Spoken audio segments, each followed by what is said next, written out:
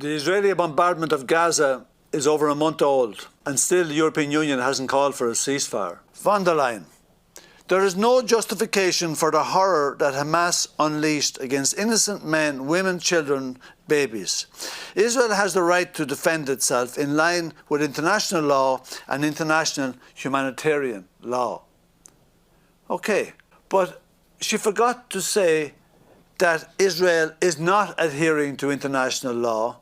She forgot to say that Israel is not adhering to international humanitarian law. And she didn't say that there is no justification for what Israel is doing.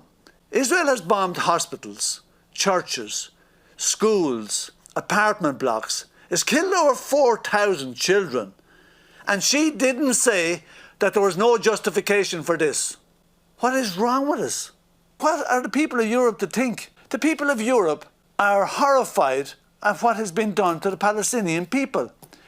This is a genocide, and there's an ethnic cleansing taking place. Palestinians have been ordered by Israel to move from northern Gaza Strip to the south.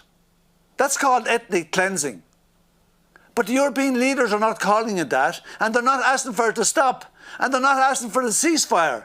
They say that all lives matter and that they care about everybody. But they obviously don't, because they're not calling for a ceasefire. They don't want the bombing to stop. And now Israel is talking about a 4-hour pause out with 24.